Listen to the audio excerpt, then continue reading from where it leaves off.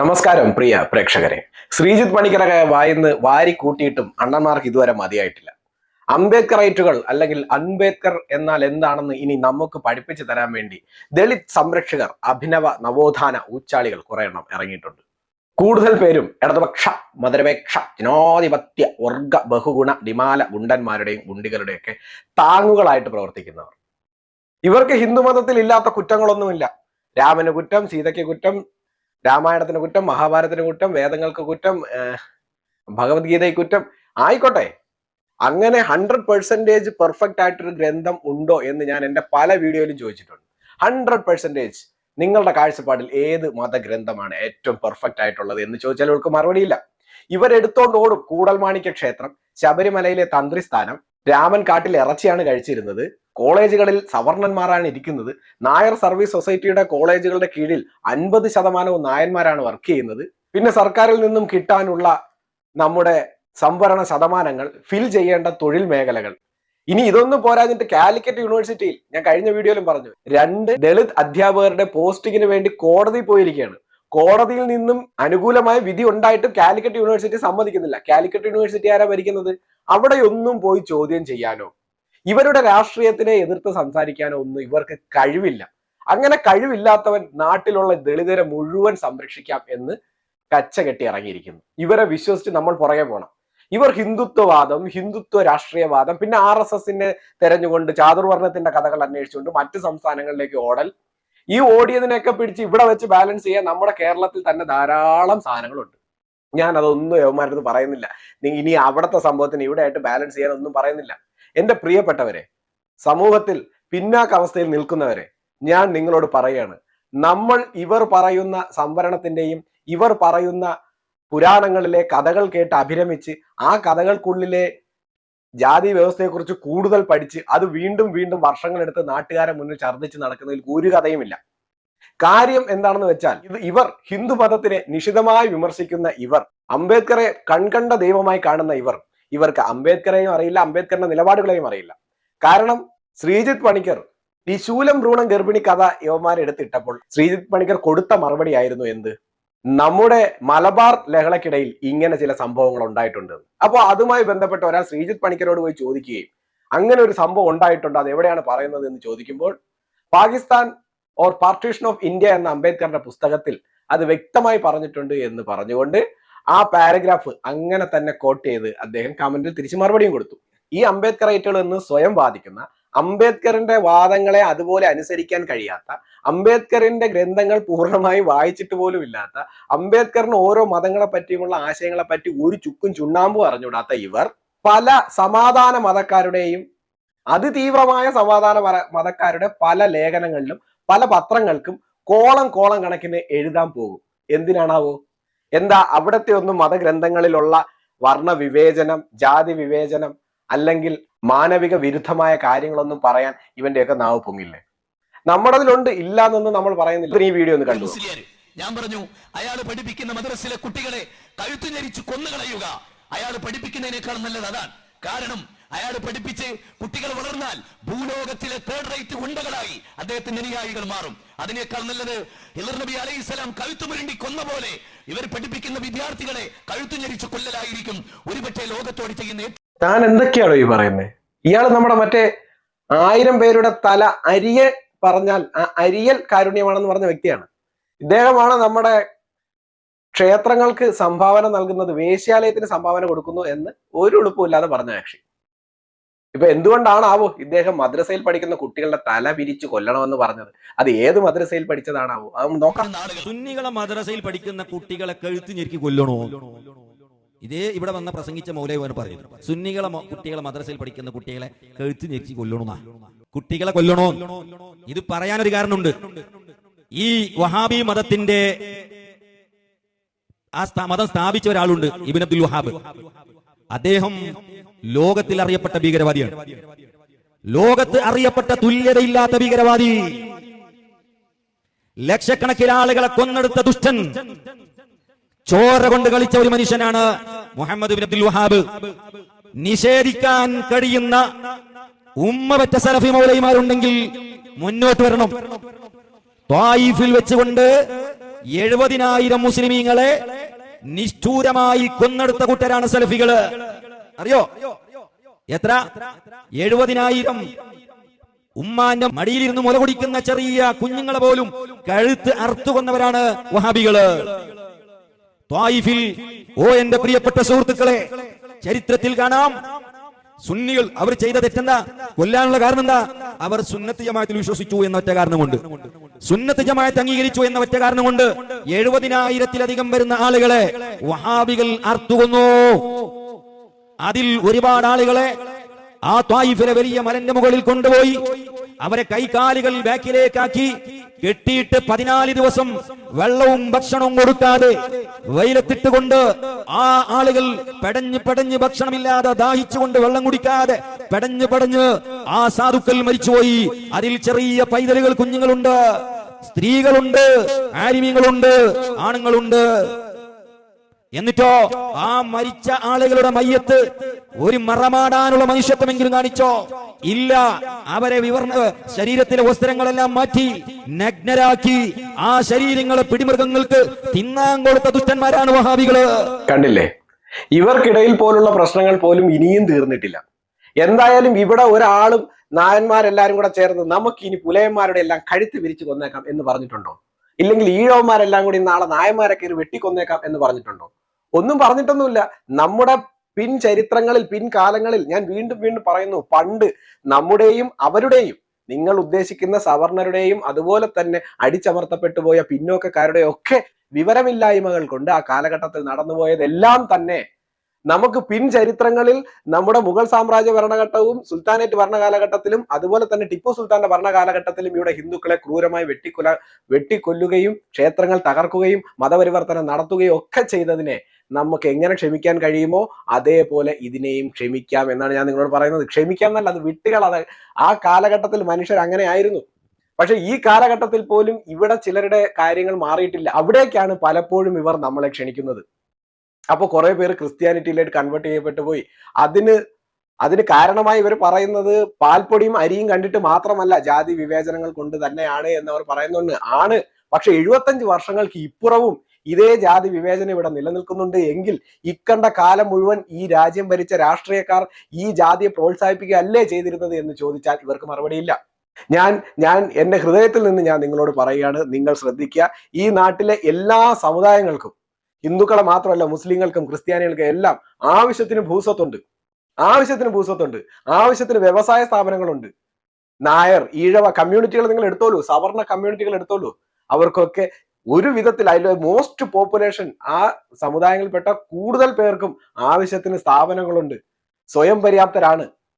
ഇക്കണ്ട കാലം മുഴുവൻ അംബേദ്കറിനെ കുറിച്ച് പറഞ്ഞും ഹിന്ദു മതത്തിലെ ഗ്രന്ഥങ്ങളിലുള്ള ജാതി വ്യവസ്ഥകളെ കുറിച്ച് പറഞ്ഞും നാട്ടിലും മുക്കിലും മൂലയിലും ഉത്തരേന്ത്യയിലും തെക്കും വടക്കുമൊക്കെ നടക്കുന്ന 140 കോടി ജനം കിടക്കുന്ന ഈ രാഷ്ട്രത്തിലെ എവിടെയെങ്കിലും 1, 2, 3, 4 ഇനി പോട്ടെ ഒരു 100 എണ്ണം നടക്കുന്നതിനെ ഉദാഹരണങ്ങളായി കാണിച്ച് നമ്മുടെ മുന്നിൽ വന്ന് ജാതി ഉദ്ബോധനം നടത്തിക്കൊണ്ടിരിക്കുന്ന ഇവറ്റകൾ ആരും ഇതുവരെ നമ്മളോട് പറഞ്ഞു തന്നിട്ടില്ല നമ്മൾ സ്വയം പര്യാപ്തരാണ് എന്ന്. സർക്കാരിൽ നിന്നും എരന്ന് കിട്ടുന്ന 10% സംഭരണം കൊണ്ട് മാത്രം എത്ര കുടുംബം രക്ഷപ്പെടും, എത്ര കാലത്തേക്ക് രക്ഷപ്പെടും? എനിക്കിതൊന്നും അല്ല വേണ്ടത്. പിന്നോക്കം നിന്ന് പോയിട്ടുണ്ട് എന്ന് പറയുന്ന എല്ലാവരും, including scheduled tribe, scheduled caste തുടങ്ങി എല്ലാവരും തന്നെ സ്വയം പര്യാപ്തരാവണം. അവർക്ക് സ്വന്തമായി സ്ഥാപനങ്ങൾ വേണം. ഷെഡ്യൂൾഡ് ട്രൈബുകാരെന്താ ഗാന്ധി ഗ്രാമത്തിലോട്ട് തേനും വയമ്പും കൊണ്ട് കൊടുക്കാനാണോ ഇവരെ കാട്ടിലിട്ടിരിക്കുന്നത്? അവരുടെ ഒരു തലമുറയെ രക്ഷപ്പെടുത്തിയാൽ പോരെ? നായർ സർവീസ് സൊസൈറ്റി എന്ന് പറഞ്ഞ് അവരൊരു ഒരു സംഘടന ഉണ്ടാക്കി അതിന്റെ കീഴിൽ കോളേജുകളും സ്ഥാപനങ്ങളും ഉണ്ടാക്കി അവരുടെ കോളേജുകളിൽ 50% പേർക്ക് നായന്മാർക്ക് മാത്രം സീറ്റും കൊടുത്തു. ഞാനൊരു കാര്യം ചോദിച്ചോട്ടെ, ദളിത് സർവീസ് സൊസൈറ്റി എന്ന് പറഞ്ഞ ഒരു സൊസൈറ്റി സ്ഥാപിച്ചൂടെ? ഇവിടെ എത്രയോ ദളിത് സ്നേഹികളുണ്ട്. എല്ലാവരും 4 പാട് നിന്ന് ദളിത് സ്നേഹമാണ്. ഇവർക്കൊക്കെ ഇഷ്ടം പോലെ ഫണ്ടുണ്ട്. നമുക്ക് വേണ്ടി വാദിക്കാൻ വന്ന് ഇവരൊക്കെ വെൽ സെറ്റിൽഡ് ആയില്ലേ? കാറായി, വീടായി, ബംഗ്ലാവായി. പഠിച്ചു നേടിയതാണെന്ന് അവര് പറയുന്നത്. ആയിക്കോട്ടെ, നിങ്ങൾ പഠിച്ചു, നിങ്ങൾ നേടി. ഇനി ബാക്കിയുള്ളവർക്കും ഈ സംഭരണത്തിൽ കൂടെ അല്ലാതെ അവർക്കൊരു വ്യവസായ സ്ഥാപനം തുടങ്ങാനോ ഒരു കച്ചവടം തുടങ്ങാനോ ഒരു ബിസിനസ് നല്ല രീതിയിൽ കൊണ്ടുപോകാനോ ഒക്കെ അവരെ പഠിപ്പിക്കണ്ടേ? അങ്ങനെ ആ സമുദായത്തെ ഇവർ സർക്കാരിൽ നിന്ന് കിട്ടുന്ന ഈ സംഭരണത്തിലൂടെ പഠിച്ച് അതുവഴി സർക്കാർ ജോലി കിട്ടി മാത്രം രക്ഷപ്പെട്ടാൽ മതി എന്ന് വല്ല ആവശ്യമുണ്ടോ നിങ്ങൾക്ക്? ഇല്ലല്ലോ. നിങ്ങൾക്ക് CK ജാനുവിനെ അറിയാമായിരിക്കും. ചേച്ചിയുടെ ഒരു വീഡിയോ ഞാൻ കാണിച്ചു തരാം. അതുകൊണ്ട് അത്തരം മനുഷ്യാവകാശ ലംഘനത്തിനെതിരെ ശക്തമായിട്ടുള്ള ഒരു പ്രതിഷേധങ്ങൾ എല്ലാ ഭാഗത്തുനിന്നും വളരെ സജീവമായിട്ട് ഉയർന്നു വരണം. എല്ലാ മനുഷ്യർക്കും മണ്ണിൽ ജീവിക്കാനുള്ള മൗലിക അവകാശം ഉണ്ട്. അതിന് നിഷേധിക്കാൻ ഒരു കമ്പനിക്കോ രാഷ്ട്രീയ പാർട്ടികൾക്കോ ഭരണാധികാരികൾക്കോ ധാർമ്മിക അവകാശം ഇല്ലാത്തതാണ്. അതുകൊണ്ട് ഈ ആളുകളോട് കാണിക്കുന്ന നീതികേട് പരിഹരിക്കുന്നതിന് വേണ്ടി എത്രയും പെട്ടെന്ന് ഈ ഭൂമി അവർക്ക് പതിച്ചു നൽകി അവരുടെ സുഗമമായിട്ടുള്ള ജീവിതം ഇവിടെ നടത്തുന്നതിന് വേണ്ടി മറ്റു സൗകര്യങ്ങളാണ് ശരിക്കും ഗവൺമെന്റ് പാർട്ടി ചെയ്തു കൊടുക്കേണ്ടത്. അത്തരം കാര്യങ്ങളിലേക്ക് പോകണം. എന്തായാലും ഈ ഭൂമി ശരിക്കും പറഞ്ഞ കമ്പനികളുടെ തീർന്നിട്ടില്ല. ഇനിയും ഒരു സെന്റ് ഒരു തുണ്ട് ഭൂമിക്ക് വേണ്ടി സർക്കാർ ഓഫീസുകളുടെ മുന്നിൽ കളക്ടറേറ്റുകളുടെ മുന്നിൽ സമരം ചെയ്യുന്നവരെ നിങ്ങൾക്ക് കാണണ്ടേ? കള്ളമാണ്, കൊടും ചതിയാണ്. ആയിരക്കണക്കിന് ഭൂരഹിതര ആദിവാസി ദളിത് വിഭാഗങ്ങൾ കേരളത്തില് ഭൂമി കിട്ടാതെ അത് അനുഭവിക്കുന്നു, ഇന്നും അനുഭവിക്കുന്നു ആയിരക്കണക്കിന്. വീട് വാഗ്ദാനം ചെയ്താണ് കൊമ്മഞ്ചേരി കാട്ടിനുള്ളിൽ നിന്ന് കാട്ടുനായ്ക്ക വിഭാഗത്തിലെ ആദിവാസി കുടുംബങ്ങളെ 2016 സർക്കാർ ചെതലയത്തേക്ക് എത്തിച്ചത്. 9 വർഷമായിരിക്കുന്നു. ഈ കുടുംബങ്ങൾക്ക് ഇനിയും വീട് കൊടുക്കാനായിട്ടില്ല. കൊമ്പൻമൂലയിലെ കുടിലുകളിൽ താമസം ദുരിതമായതോടെയാണ് അവരെ 2 വർഷം മുൻപ് ഫോറസ്റ്റ് ക്വാർട്ടേഴ്സിലേക്ക് മാറ്റിയത്. സർക്കാർ വാക്ക് വിശ്വസിച്ച അവർക്ക് 2 വർഷത്തിനിപ്പുറവും വീടില്ല. റേഷൻ തീരുന്ന ദിവസങ്ങളിൽ അരിക്ക് തന്നെ ബുദ്ധിമുട്ടിയാണ് ഇവിടെ കഴിയുന്നതെന്ന് അവർ പറയുന്നു. കഴിഞ്ഞിട്ടില്ല. ഈ ഗ്രാന്റ് കിട്ടാതെ പഠനം നിർത്തേണ്ടി വന്ന കുട്ടികളെ നിങ്ങൾക്ക് കാണണ്ടേ? SC/ST വിഭാഗങ്ങളിൽ നിന്നുള്ള വിദ്യാർത്ഥികളുടെ വിദ്യാഭ്യാസ പുരോഗതിക്കായി നൽകുന്ന ഫെലോഷിപ്പാണ് ഈ ഗ്രാന്റ്. സർക്കാർ എയ്ഡഡ് കോളേജുകളിൽ താമസിച്ച് പഠിക്കുന്ന ഒരു വിദ്യാർത്ഥിക്ക് പ്രതിമാസം 3500 രൂപ അലവൻസും 200 രൂപ പോക്കറ്റ് മണിയുമാണ് ഈ ഗ്രാന്റ് തുക. വർഷങ്ങൾക്ക് മുൻപ് നിശ്ചയിച്ച തുകയിൽ ഒരു മാറ്റവും ഉണ്ടായിട്ടില്ല. ഈ തുക പോലും കൃത്യസമയത്ത് കിട്ടുന്നില്ലെന്നാണ് കുട്ടികളുടെ പരാതി. വയനാട്ടിൽ നിന്ന് എറണാകുളത്ത് ഡിഗ്രി പഠനത്തിനെത്തിയതാണ് കോകില. ഒപ്പമുണ്ടായിരുന്ന പല കുട്ടികളും ഈ ഗ്രാന്റ് മുടങ്ങിയതോടെ പഠനം പാതിവഴിയിൽ അവസാനിപ്പിച്ചു. പ്രീ മെട്രിക് ഹോസ്റ്റലിൽ പെൺകുട്ടികൾ പീഡിപ്പിക്കപ്പെട്ടു. എന്നുവെച്ചാൽ നിങ്ങൾ ഉദ്ദേശിക്കുന്ന പീഡനമല്ല, ദളിതരായതുകൊണ്ട് അവരെ ആക്രമിച്ചു അവിടെയുള്ള വാർഡനും മറ്റുള്ളവരും. ഒരു പ്രീ മെട്രിക് ഹോസ്റ്റലിന്റെ വാർഡനും മറ്റു സ്റ്റാഫുകളും എന്തായാലും SC/ST വിഭാഗത്തിൽ നിന്നുള്ളവരായിരിക്കും. അവർ പോലും ഇവരോട് ഈ ക്രൂരത കാണിച്ചു. ആര് പ്രതികരിച്ചു? ഇവരാരെങ്കിലും പ്രതികരിച്ചോ? നിങ്ങൾ കണ്ടോ ഇവരാരെങ്കിലും പ്രതികരിക്കുന്നത്? ഇല്ല. ഇവന്റെയൊക്കെ ഉദ്ദേശം സമൂഹത്തിൽ ഈ ഷെഡ്യൂൾഡ് കാസ്റ്റിൽപ്പെട്ട ഒരു വലിയ വിഭാഗം ആൾക്കാരും ഏകദേശം രക്ഷപ്പെട്ടു. ബാക്കി പിന്നോക്ക സമുദായത്തിൽ നിൽക്കുന്ന എല്ലാവരും തന്നെ ഒരുവിധം വിദ്യാഭ്യാസം കൊണ്ടും ചെറിയ ചെറിയ സ്ഥാപനങ്ങളും കൊണ്ടും അല്ലെങ്കിൽ മറ്റു പല ജോലികളും കൊണ്ടും ഒക്കെ അവരെങ്ങനെയെങ്കിലൊക്കെ രക്ഷപ്പെട്ട് വരുന്നുണ്ട്. അപ്പൊ അവരുടെ കൂട്ടത്തിൽ സർക്കാർ ജോലിയിലുള്ളവർ, ബിസിനസ് ഉള്ളവർ, അഥവാ ഒരു ദിവസം ഇവരുടെ പ്രഭാഷണം കേൾക്കാനായിട്ട് വന്നിരുന്നാൽ വീട്ടിൽ അടിപ്പെരിയുമെന്ന് ഉറപ്പുള്ളവർ, കൂലിപ്പണിക്കാരോ അന്നത്തെ അന്നത്തിന് വേണ്ടി പണിയെടുക്കുന്നവരോ ഇതുപോലെ കഷ്ടപ്പെട്ട് ജീവിക്കുന്നവരാരും തന്നെ വരില്ല. അപ്പൊ ഇവരുടെ മുന്നിൽ ഈ പ്രഭാഷണം കേൾക്കാൻ ഇരിക്കുന്നവർ മുഴുവനും എങ്ങനെയുള്ളവരായിരിക്കും? അത്യാവശ്യം ഒരു മിനിമം എങ്കിലും അല്പം ജീവിത നിലവാരം ഉയർന്നു നിൽക്കുന്നവരായിരിക്കും. അവരുടെ മുന്നിലേക്ക് മഹാഭാരതം, രാമായണം, രാമൻ ഇറച്ചി ചെയ്യുന്ന കഥ, കൂടൽമാണിക്യ ക്ഷേത്രത്തിലെ കഥ, ശബരിമലയിലെ തന്ത്രിസ്ഥാനം എന്നൊക്കെ പറഞ്ഞ് ഈ ഇറച്ചി കഷ്ണം ഇങ്ങനെ ഇട്ടു കൊടുക്കും. അതും കഴിച്ച് സന്തോഷത്തോടു കൂടി നമ്മളാരും ഹിന്ദുക്കളല്ല, മറ്റവരാണല്ലോ ഹിന്ദുക്കൾ, നമ്മൾ അവരുടെ എന്തൊരു നാറിയ കഥയാണ് അവരതെന്ന് പറഞ്ഞിട്ട് നിങ്ങൾ ഈ ബെൽറ്റിൽ നിന്ന് മാറ്, ഇതിൽ നിന്നും മാറ്, നിങ്ങൾ മാറി മറ്റേലേക്ക് വാ, അല്ലെങ്കിൽ ഇതിൽ നിന്ന് മാറിപ്പോ, ഹിന്ദുത്വത്തിലേക്ക് പോകരുത്, ഹിന്ദുത്വം മോശമാണ്, ഈ പറഞ്ഞ് നിങ്ങളെ ഇതുപോലെ ഇറച്ചി കഷ്ണം ഇട്ടുവെന്ന് നിങ്ങളെ യഥാർത്ഥത്തിൽ നിങ്ങൾ ചിന്തിക്കേണ്ട യാഥാർത്ഥ്യ ബോധമുള്ള വിഷയങ്ങളിലേക്ക് നിങ്ങളുടെ ശ്രദ്ധ തിരിയാതെ ഇവർ നോക്കും. വർഷങ്ങളായിട്ട് ഞാനിത് ഏത് കാലം കേൾക്കാൻ തുടങ്ങി? 2010 നാട്ടിലുള്ള ഇതുപോലുള്ള കുറെ എണ്ണം ഉണ്ടായിരുന്നു. അന്ന് പിന്നെ ഫേസ്ബുക്കും വാട്സപ്പും യൂട്യൂബും ഫോണും ഇതുപോലെ ഇല്ലാത്തത് കൊണ്ട് അന്ന് ഇതൊന്നും അതിൽ കേൾക്കണ്ടായിരുന്നു. 2015 ഇത് തന്നെ, 2020 ഇത് തന്നെ, 2025 ഇത് തന്നെ, 2050 ആയാലും ഇതേ ശ്യാംകുമാറും സണ്ണി കാപ്പിക്കാടും സന്തോഷ് പാലത്തുംപാടനും ദിനുവയിലും ഇതേ കൂടൽമാണിക്യ ക്ഷേത്രവും ഇതേ ശബരിമലയിലെ തന്ത്രിസ്ഥാനവും ഇതേ രാമായണവും ഇതേ മഹാഭാരതവും ഇതേ ഇറച്ചി തിന്ന കഥയുമായിട്ട് തന്നെ നിങ്ങളുടെ മുന്നിൽ വരും. അന്നും ഈ പാവങ്ങൾ ഇവിടെ എന്ത് ചെയ്യും? അവർക്ക് കിടക്കാനുള്ള മണ്ണിന് വേണ്ടിയിട്ട് അവർ സമരം ചെയ്യും, തിന്നാനുള്ള ഭക്ഷണത്തിന് വേണ്ടി അവർ സമരം ചെയ്യും, പ്രീ മെട്രിക് ഹോസ്റ്റലിൽ പീഡനം അനുഭവിക്കുന്ന കുട്ടികൾക്ക് വേണ്ടി സമരം ചെയ്യും. പക്ഷെ നിങ്ങൾ ഒരു കാര്യം ചിന്തിക്കുക, ഇവരെ കൂടെ പോകുന്നവരോ ഞാൻ നേരത്തെ പറഞ്ഞില്ലേ, കാലിക്കറ്റ് യൂണിവേഴ്സിറ്റിയിൽ 2 അധ്യാപകർക്ക് സീറ്റ് കിട്ടാൻ വേണ്ടിയിട്ട് കോടതി പോയിരിക്കുകയാണ്. ഇടതുപക്ഷത്തിന്റെ സകല വേദികളിലും കയറി ഇറങ്ങി പ്രസംഗിക്കുന്ന ഈ മഹത് വ്യക്തി ഇദ്ദേഹം ഇടതുപക്ഷത്തിന്റെ തങ്കക്കട്ടിയും പൊന്നും കുടവുമാണ്. ഇദ്ദേഹം സനാതന ധർമ്മത്തെയും ബുദ്ധമതത്തെയും കുറിച്ച് വരെ സംസാരിക്കും, അംബേദ്കറിനെ കുറിച്ച് ഇനി എന്തെല്ലാം സംസാരിക്കും അതെല്ലാം സംസാരിക്കും. ഇവർ ഈ സംസാരിക്കുന്നത് അവർക്ക് പച്ചരി മേടിച്ച് തിന്നാനാണെന്നതിനേക്കാൾ ഉപരി നിങ്ങളിൽ ആരിലും ഒരു മാറ്റവും സംഭവിക്കാൻ പോണില്ല. നിങ്ങൾ സ്വയം പര്യാപ്തരാവുക. നമുക്ക് സ്വയം പര്യാപ്തരാവാൻ കഴിയണം. നമുക്ക് കച്ചവടങ്ങൾ ചെയ്യാൻ കഴിയണം. എനിക്കറിയാം, ഷെഡ്യൂൾഡ് ട്രൈബിലും ഇതുപോലെ പല കോളനികളിലും ഒറ്റപ്പെട്ടു പോയ ഷെഡ്യൂൾഡ് കാസ്റ്റ് വിഭാഗത്തിൽപ്പെട്ടവരും ഒരുവിധം അവരൊക്കെ +1 +2 വരെയൊക്കെ പഠിച്ചു, ചിലരൊക്കെ എങ്ങനെ ഡിഗ്രി വരെയൊക്കെ പഠിച്ചുവെങ്കിലും അവരുടെയൊക്കെ ജീവിത സാഹചര്യം, ചുറ്റുപാടൊക്കെ വളരെ മോശമാണ്. അവരെ അങ്ങനെ എല്ലാവരെയും ഒരു ഭാഗത്തേക്ക് ഇട്ട് അവരെ ആ ഒരു കണ്ണോട് കൂടി നോക്കിക്കണ്ട് ആ പാവങ്ങൾ അവിടെ ഒരു മൂലയ്ക്ക് ഒതുങ്ങി കൂടി. വിദ്യാഭ്യാസമില്ല അച്ഛനമ്മമാർക്ക്. അച്ഛനമ്മമാർ ചിലപ്പോൾ ഒരു പരിധി കഴിഞ്ഞാൽ കള്ളു കുടിക്കും, ബഹളം വെക്കും, അവിടെ ചീത്തവിളി, അടി, അങ്ങനെ ചുറ്റുപാടുമുള്ളവരെല്ലാം അത് കോളനിയാണെന്ന് അങ്ങനെ അങ്ങ് ചിന്തിച്ച് അവരെ അടിച്ചമർത്തി അങ്ങ് കളയും. ഇത് അവരോട് പോയി പറഞ്ഞ് നിങ്ങളെ ഇങ്ങനെ കണ്ട് അടിച്ചമർത്തിയിട്ടിരിക്കുകയാണ്, ബാ എനിക്ക് വോട്ട് ചെയ്യും, ഞാൻ മന്ത്രി ആവട്ടെ എന്ന് പറഞ്ഞ് വോട്ട് ചെയ്യും. ഇല്ലെങ്കിൽ ഇവൻ വിളിക്കും, വാ എന്റെ പ്രസംഗമുണ്ട്. ഇതുപോലുള്ള കുറെ ഊച്ചാളികളുണ്ടല്ലോ, ഇവർ വന്ന് വിളിക്കും, എന്റെ പ്രസംഗമുണ്ട്, നമുക്ക് രാമായണത്തിലെ കഥ ഞാൻ പറഞ്ഞുതരാം, നിനക്കറിയോ നമ്പൂരിയുടെ ചരിത്രം, നിനക്കറിയോ രാമായണത്തിൽ രാമൻ ഇറച്ചി കഴിച്ചിരുന്നു, നിനക്കറിയോ കൂടൽമാണിക്യ ക്ഷേത്രത്തിൽ ആ കഴകക്കാരനെ കയറ്റുന്നില്ല, നിനക്കറിയോ ശബരിമലയിൽ ഇതുവരെ തന്ത്രിസ്ഥാനം നമുക്ക് തന്നിട്ടില്ല. ഇത് ഇവന് കേൾക്കണോ? ഇത് പറഞ്ഞു കൊടുക്കുക ഇയാളെന്തിനാ? ഇതൊക്കെ പറഞ്ഞു കൊടുക്കുക ഇവരുടെയൊക്കെ ആവശ്യം എന്താണെന്ന് ഞാൻ ചോദിക്കുന്നത്. ഇത് ഈ പാവത്തിനോട് പറഞ്ഞു കൊടുത്തിട്ട് കാര്യമുണ്ടോ? ഒരു ബോധമുള്ളവർക്ക് നിങ്ങൾക്കറിയോ 2020 ഭരിക്കുന്ന പഞ്ചായത്തിൽ വീട് അവർ വെച്ചു കൊടുത്തുണ്ടോ? അതുപോലെയുള്ള ക്ലാസ് ആയിട്ട് എന്തുകൊണ്ട് ഉണ്ടാക്കി കൊടുക്കാൻ പറ്റുന്നില്ല? മുഖ്യമന്ത്രിക്ക് 1,10,00,000 കാർ മേടിക്കാമെങ്കിൽ എന്തുകൊണ്ട് ഈ പാവങ്ങൾക്ക് അത് ചെയ്തു കൊടുക്കാൻ പറ്റുന്നില്ല? പ്രധാനമന്ത്രി ആവാസ് യോജന 1,50,000 രൂപ കിട്ടുന്നുണ്ട്, 2 ലക്ഷം രൂപ പഞ്ചായത്തിന്റെ വകയുണ്ട്, 50,000 രൂപ സംസ്ഥാന സർക്കാരിൻ്റെതുണ്ട്. ഇതെല്ലാം കൂടെ ചേർത്ത് ലൈഫ് മിഷനും ആക്കിയിട്ടുണ്ട്. അങ്ങനെയാണെങ്കിൽ അത് വെച്ചിട്ട് ഇവർക്ക് നല്ല നല്ല സ്ഥലങ്ങൾ നോക്കി വീടുകൾ വെച്ച് കൊടുക്കണം. എന്നിട്ട് അവിടത്തേക്ക് പ്രവർത്തിക്കാൻ താല്പര്യമുള്ളവരെ അങ്ങോട്ട് വീട്. സർക്കാർ SC ST ഡെവലപ്മെന്റ് ബോർഡൊക്കെ ഇല്ലേ? അതിലൊക്കെ ഇരുന്ന് ശമ്പളം മേടിക്കുന്നില്ലേ? അവർക്കൊക്കെ അങ്ങോട്ട് പൊക്കൂടെ? അവർ ആഴ്ചയിൽ ഒരു ദിവസമെങ്കിലും അവിടെ റിവിഷൻ നടത്തിക്കൂടെ? എത്ര കുട്ടികൾ 10ാം ക്ലാസ്സിൽ എത്തി, എത്ര കുട്ടികൾ ഡിഗ്രി എത്തി? ഇത് ഇവർ ഇവിടെ നിന്ന് അപേക്ഷയായിട്ട് അവിടെ പോകണം. ഏത് ഈ വിദ്യാഭ്യാസം വളരെ കുറവുള്ള കൂലിപ്പണിക്ക് പോകുന്ന ഈ അച്ഛനും അമ്മേന്റെയും കൂടെ നടക്കുന്ന മകൻ, കുട്ടികളൊക്കെ ഒരു 10 വയസ്സിലെ കുട്ടികൾക്ക് സ്കൂളിൽ പോകാൻ മടിയുള്ള കുട്ടികളല്ലേ ഉണ്ടാവുക. ഒരു 8ാം ക്ലാസ് 9ാം ക്ലാസ് ആകുമ്പോൾ എന്റെ കൂട്ടുകാരുണ്ട് പഠിത്തം നിർത്തിയവന്മാർ. അന്ന് ഞാൻ അവനൊക്കെ വഴക്ക് പറഞ്ഞായിരുന്നു. ആ പഠിത്തം നിർത്തിയ അവനും എന്തോ ഈ കൂലിപ്പണിക്ക് പോകും. പിന്നെ ഇവൻ എവിടുന്ന് ഗ്രാൻഡ്? ഇതിൽ പെൺകുട്ടികൾ തെന്നിയും തെറിച്ചും ചിലപ്പോൾ മേലോട്ട് പോകും. നമുക്ക് ഒരു ധന്യ IPS പോരാ. ഒരു ധന്യ IPS നമുക്ക് എന്തിനാണ് ഈ സർക്കാർ ജോലിയിൽ ഇരിക്കുന്നവരെ നമ്മൾ മാതൃകയായിട്ട് കാണിക്കുന്നത്? സർക്കാർ ജോലിയിൽ സംവരണം കിട്ടി പഠിക്കാൻ പോകുന്നവർ പൊക്കോട്ടെ, ബാക്കിയുള്ളവർക്ക് ജീവിതമല്ലേ? എല്ലാവരും ചെയ്യുന്ന പോലെ അവർക്ക് കച്ചവടം നടത്തിക്കൂടെ? അവർക്കൊരു പച്ചക്കറി കട നടത്തിക്കൂടെ? അവർക്കൊരു പലവ്യഞ്ജന കട നടത്തിക്കൂടെ? അപ്പൊ ആ അറിവ് അവർക്കില്ല. ഷെഡ്യൂൾഡ് ട്രൈബുകാർക്കില്ല, ഷെഡ്യൂൾഡ് കാസ്റ്റിലുള്ള പലർക്കും അതില്ല. അപ്പൊ അത് പഠിപ്പിച്ചു കൊടുത്ത് അവർക്ക് സ്ഥാപനങ്ങൾ തുടങ്ങി കൊടുക്കണം, പ്രത്യേക മേഖലകൾ അവർക്ക് വേണ്ടി ഉണ്ടാക്കണം. ഇങ്ങനെയൊക്കെയല്ലേ ഡെവലപ്പ് ചെയ്യാൻ. അല്ലാതെ ഇവരൊക്കെ എന്ത് ചേമ്പാണ് ഈ പറയണത്? വേറൊരിടത്തും കിടപ്പുണ്ട് കൺവേർട്ടഡ്, പരിവർത്തിത ക്രിസ്ത്യാനിക്ക് വേണ്ടിയിട്ട്. ഒരു പരിവർത്തിത ക്രിസ്ത്യാനി എന്ന് പറയുമ്പോൾ ക്രിസ്ത്യാനിയായി അവർക്ക് ഇനി ക്രിസ്തുവാണ് ദൈവം. അയ്യോ, നമ്മളതാണ് ജാതീയപരമായി വിഘടിച്ച് കിടക്കുന്ന ഹിന്ദുമതമാണ് മോശം. അവര് പോയി രക്ഷപ്പെട്ടു. വീണ്ടും എന്തിനാണ് അവർക്ക് ഈ സംവരണം? Scheduled caste converted Christianity. അവര് പോയില്ലേ? അവർക്കിനി ഹിന്ദുമതവുമായിട്ടൊരു ബന്ധമില്ലല്ലോ. പക്ഷേ ബന്ധമുണ്ട്. അവരവിടെ ചെന്നാലും അവരെ ഇങ്ങനെ കാണുള്ളൂ. അത് കാണിക്കാൻ വേണ്ടിയിട്ട് ഇവരെ പോലെ കുറെ ആൾക്കാർ അവരെങ്ങനെ പുറകെ നടന്ന് പറയുകയും ചെയ്യും. അവരിങ്ങനത്തവരാണ്, അതുകൊണ്ടാണ് അവർ മതം മാറിയത്,